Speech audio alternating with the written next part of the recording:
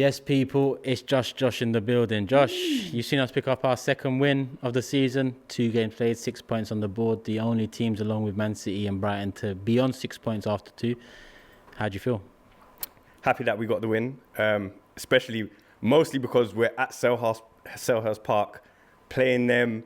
They're a running team. Do you know what I'm saying? It's hard playing against them when they've got 11 men. So playing against them with 10, it was like quite a difficult thing. So I'm happy that we got through it and we got the points.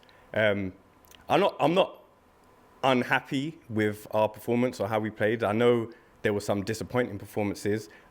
Tomiyasu, who I didn't really expect to have an amazing performance because he hasn't really been in the first team. He's come back from injury not so long ago, do you know what I'm saying? And he really needs to get that kind of first team thing. I was thinking, well, if Zinchenko's fit, why don't you play him or whatever? But at the same time, like at the beginning of the season, I was very confident in looking at our defence and going, we've got all these guys that can slot into all these different positions. So if one guy drops out, then another guy can slot back in.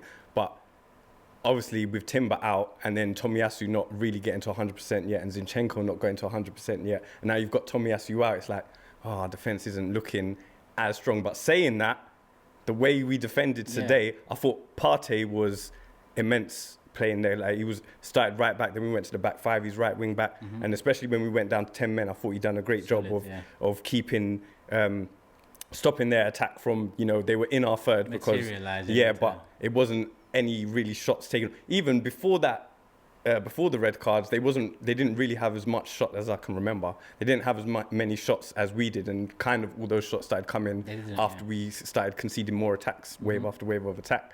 But the yellow cards, after seeing it, well, first I thought it was harsh that he got booked initially. In the first place, because obviously it went from Partey. The referee spoke to Partey, went to Havertz, who I timed it. I think he had it like 2 seconds more than Tomiyasu did. But generally, because you could see Tomiyasu, he sprints over to try and get the ball quickly and take the throw. I feel like Havertz should have just stayed and just let him take the throw so he could get the ball to feet him and play out. Do you know what I'm saying? But I'm not passing any blame on that. I think it's a weird, that one I can see why it's given. The second one, it's like everyone's thing is about that whole, if it's a straight red, then the ref gets it or VAR gets involved and all that stuff. I just think it's kind of weird. Like, I was watching the Women's World Cup. I can't remember what game it was. It was early on.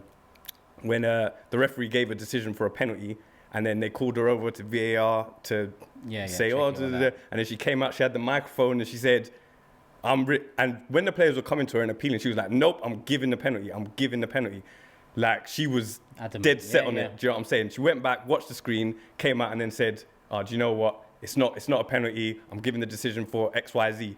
And in that moment, I felt like it was, obviously I didn't support either of the teams, but I felt like it was squashed in that moment. And it was over. I got the explanation.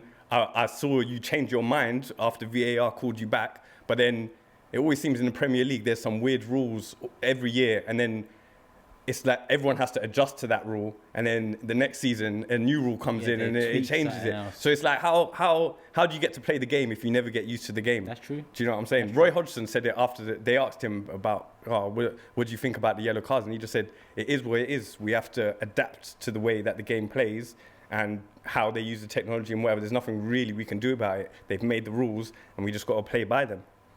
Yeah, and he makes a point. Now, Fulham, Man United before the international break, what are you expecting from them to 2 wins? Fulham, I feel like we should win. Well, my main, at the Emirates.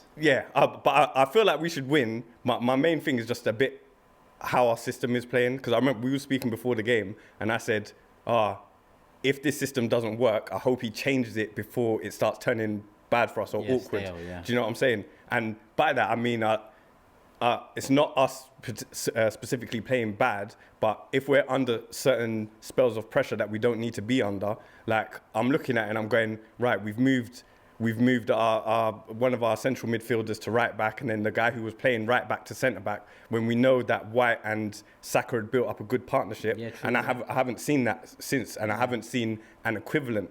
And I feel like it's the same thing because now Zinchenko's not playing on the left and we haven't got Xhaka.